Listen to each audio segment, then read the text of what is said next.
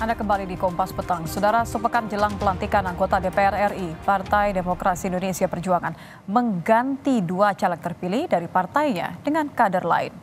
Dua anggota DPR tersebut yaitu Tia Rahmania dari Dapil Banten dan Rahmat Handoyo dari Dapil Jawa Tengah 5. Tia Rahmania memperoleh 37.359 suara di daerah pemilihan Banten 1. Sementara Rahmat Handoyo diketahui memenangkan kursi DPR setelah meraup 76.414 suara sah di Dapil Jawa Tengah 5. Penggantian itu tertuang di dalam keputusan Komisi Pemilihan Umum atau KPU nomor 1368 tahun 2024. Melalui surat tersebut, KPU menyatakan pelantikan Tia Rahmania dan Rahmat Handoyo batal karena diberhentikan sebagai anggota partai. Tia Rahmania digantikan oleh Boni Triana, sementara Rahmat Handoyo digantikan oleh Didik Haryadi. Ketua DPP PDIP Puan Maharani merespon polemik pemecatan kadernya Tia Rahmania, anggota DPR terpilih 2024-2029. Puan membantah pemecatan Tia Rahmania imbas kritikan kerasnya kepada Ketua KPK Nurul Gufron dalam agenda pemantapan nilai-nilai kebangsaan di Lemhanas. Puan menyebut semua ini merupakan keputusan Mahkamah Partai.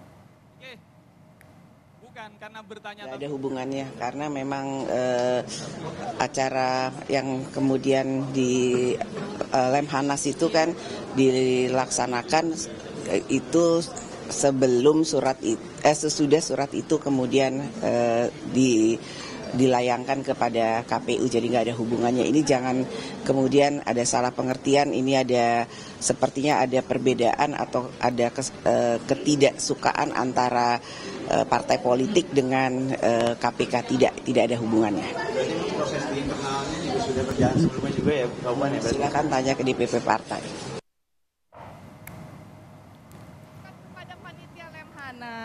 Kalau bisa tolong dihargai forum ini, Bu. Yang memberikan nilai-nilai baik. Terima kasih. Wassalamualaikum warahmatullahi wabarakatuh. Saya izin keluar.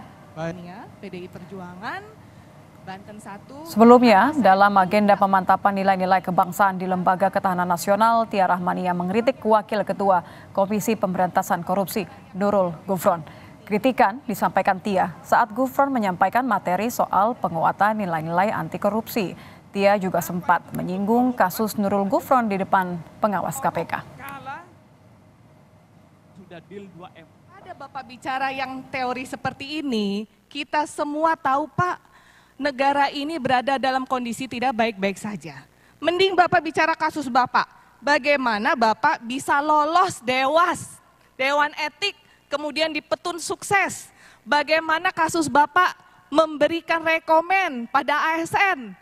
Bagaimana kasus-kasus Bapak yang lain Bapak bisa lolos. Mohon maaf Pak, Bapak bukan produk dari kami. Ya, Bapak bukan produk dari kami. Ya, hanya sepekan jelang pelantikan PDIP mengganti dua anggota DPR terpilih. Salah satunya adalah Tia Rahmania, sosok yang mengkritik pimpinan KPK Nurul Gufron ketika mengisi materi tentang anti korupsi di Lemhanas. Apakah penggantian ini imbas kritikannya kepada KPK? Kita akan bahas bersama politisi PDI Perjuangan Ciko Hakim dan Direktur Eksekutif Parameter Politik Adi Prayitno. Selamat petang, Mas Ciko, Mas Adi. Ponakannya Kodari, Om. Mas Adi jangan ditahan dulu ya ketawanya, komentarnya kita mau ke Mas Ciko dulu nih. Mas Ciko, saya tanya kronologi deh, jadi sebenarnya apa, kenapa alasan pemecatan Tia Rahmania ini hanya sepekan loh jelang pelantikan? Kok suara dari Kompas nggak kedengeran ya? Mas Ciko? Gue juga nggak bisa dengar. Jangan-jangan kita ngobrol di... Mas Ciko aman suara Nitya? Nampaknya baik Mas Ciko maupun juga Mas Adi belum mendengar suara Nitya karena urusan teknis. Mas Ciko, Mas Adi, apakah sudah dengar suara Nitya atau mungkin harus dikondisikan ada tombol unmute yang harus ditekan terlebih dahulu? Mas Ciko, Mas Adi. Saya baru dengar suara kamu dari tadi. Oke, Mas Ciko aman ya suara Nitya ya? Aman. Ini baru sekarang. mau tanya nih, kenapa? Mudah-mudahan sekarang pertanyaannya jelas. Jadi Mas Ciko bisa jawab. Apa alasan pemecatan Tia Rahmania? Cuma sepekan, Mas Ciko. Oh enggak, itu yang salah. Itu yang salah diketahui oleh publik dan masyarakat, dan kami di sini ingin meluruskan ya. Jadi begini kronologisnya ya, agak panjang tapi akan saya bacakan. Pada 13 Mei tahun 2024, Bawaslu Provinsi Banten memutus 8 PPK di 8 kecamatan Dapil Banten 1, Lebak dan Pandeglang, terbukti bersalah melakukan tindak pelanggaran penggelembungan suara yang menguntungkan Tia Rahmania yang bersangkutan itu ya. Lalu tanggal 14 Agustus 2024, Mahkamah Partai menyidangkan kasus Tia bersama kasus dengan Pak Rahmat dari Jateng dan memutus mereka bersalah melanggar kode etik dan disiplin partai terkait dengan penggelembungan suara tersebut. Pada tanggal 30 Agustus, hasil sidang Mahkamah tersebut dikirim ke KPU. Lalu tanggal 3 September, Mahkamah Etik dan Kehormatan Partai menyidang perkara yang bersangkutan dan memutus memberhentikan keduanya tanggal 3 September 2024. Lalu tanggal 13 September DPP mengirim surat pemberhentian yang bersangkutan ke KPU. Nah, kami melihat begini Mbak, jadi dalam tentang waktu 13 September tersebut, dugaan kami KPU tentunya punya prosedur dan punya proses yang harus dilalui ketika menerima surat dari kami. Nah, berbarengan dengan itu mungkin KPU sudah terlanjur mengundang yang bersangkutan untuk hadir di acara Lemhanas. Oke. Nah, namun kan kalau kita bicara soal etika dan kewajaran, kepatutan, seharusnya yang bersangkutan dengan mengetahui bahwa partai sudah memberhentikannya sebagai anggota itu tidak hadir. Jadi KPU ketika acara Lemhanas itu belum tahu, belum dapat infonya. KPU sudah dapat suratnya, tapi mungkin prosedurnya kan ada, kita nggak tahu. Nah ini harus ditanyakan kepada KPU. Ini kan masalah serius berarti ya Mas Ciko, kalau Anda katakan, maaf saya potong, kalau memang ini betul mengenai penyelidikan, sudah ada penyelidikan bahwa memang penggelembungan suara, ini kan berarti isu serius. Partai nggak mengirim orang lain saja atau memastikan bahwa KPU ini sesuatu yang serius loh, jangan diundang. Ya kan kami nggak tahu siap dia udah diundang apa belum.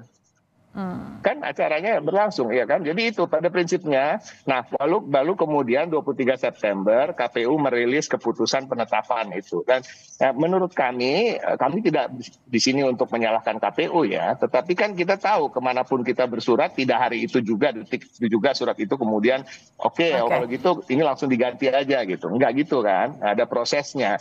Jadi pada tanggal 23 September kemarin, KPU sudah merilis keputusan penetapan calon terpilih dan yang ada di dapil tersebut bukan Tia Rahmania. Tetapi proses ini berjalan yang saya sebutkan tadi, sejak 13 Mei 2024. Baik, kalau untuk Rahmat Handoyo, alasannya apa Mas Ciko? Apakah sama? Apakah kondisinya juga sama dengan Tia?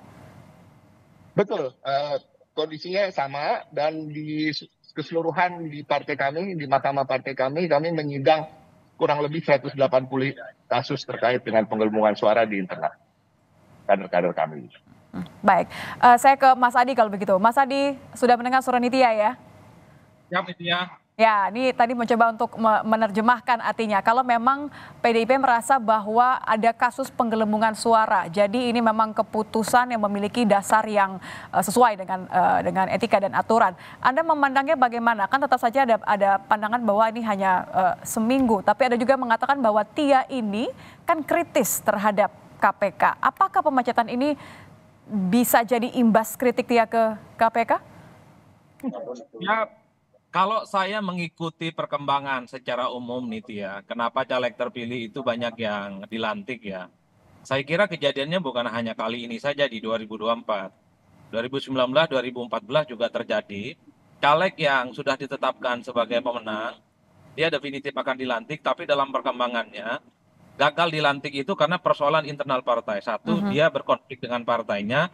Yang kedua, caleg-caleg yang lain itu melakukan gugatan kepada pemenang, karena menangnya itu dengan cara curang-curang, misalnya dengan penggelembungan ataupun terstruktur, sistematis, dan masif yang dilakukan secara curang oleh caleg tertentu. Sepanjang itu bisa dibuktikan di Mahkamah Partai, maka partai bisa mengajukan kepada KPU bahwa caleg yang seharusnya dilantik itu bisa dibatalkan.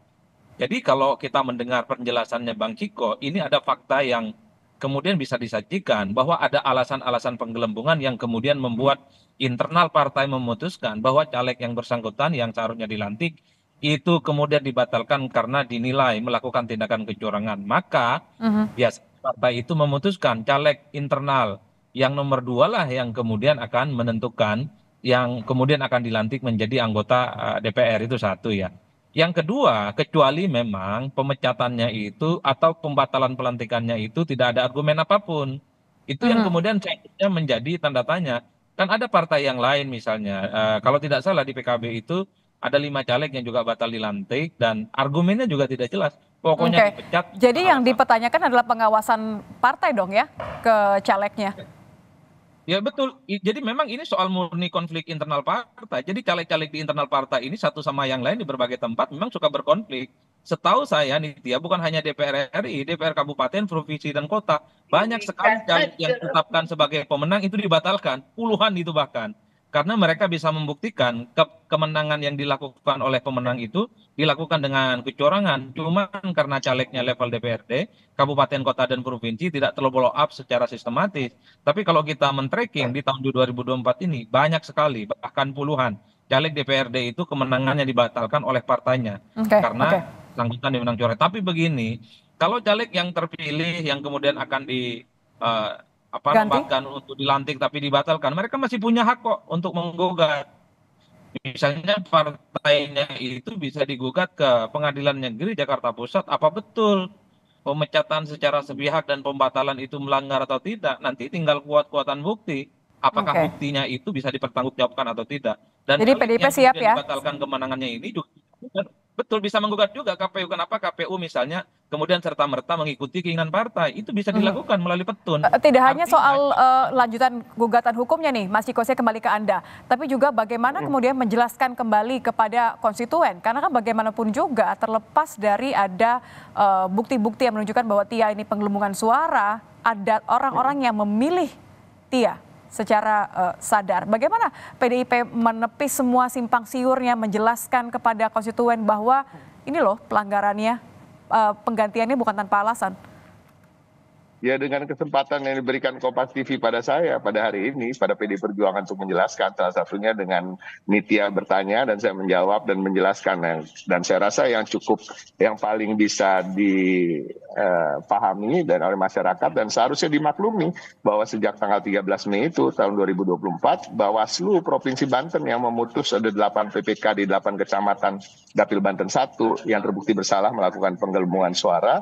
Dan itu menguntungkan Tia Rahmania. Jadi itu juga yang menjadi dasar bagi kami di Mahkamah Partai melakukan persidangan, memanggil yang bersangkutan dan menyidang kasus saudara Tia dan juga yang lain-lain yang terkait dengan kasus-kasus penggelembungan suara di daerah-daerah lain.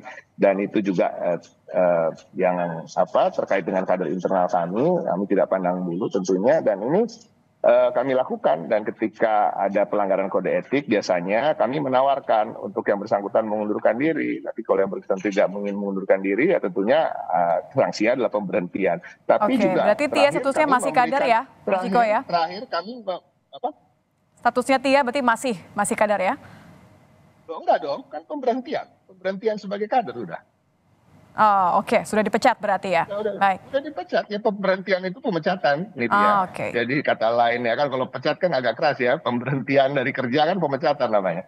Nah dia sudah diberhentikan sebagai kader, dan tapi juga tadi dipersilahkan untuk menggugat di pengadilan tinggi atau pengadilan petun dan lain-lain. Nah ini suatu proses yang biasa dan terjadi di setiap pemilu tentunya. Dan kalau tadi Pak Nitya tanya bagaimana cara menjelaskan ke masyarakat, ya melalui kesempatan diberikan oleh media, dan tentunya kami juga sudah publish release terkait hal tersebut. Dan harapan kami tentu ya tidak ada lagi hal-hal yang terjadi serupa di pemilu-pemilu berikutnya. Ya, itu yang jadi. Kami hanya bisa meminimalisir. Yang jadi penting ya, jangan sampai kemudian ada presiden buruk. Jadi yang menjadi penekanan adalah tidak ada hubungannya dengan kritik yang bersangkutan terhadap Pak Gufron dari KPK. Dan ini saya rasa juga tidak masuk akal kalau PDI Perjuangan yang sekarang ini juga sering berseteru secara jawab-jawaban melalui media dengan KPK. Jadi saya rasa nggak masuk akal. Tidak ada hubungannya ya, bukan karena mengkritik KPK ya. Siap. Terima kasih. Sama sekali bukan. Terima kasih Mas Ciko Hakim, terima kasih Mas Adi Prayitno. Selamat datang. Terima kasih.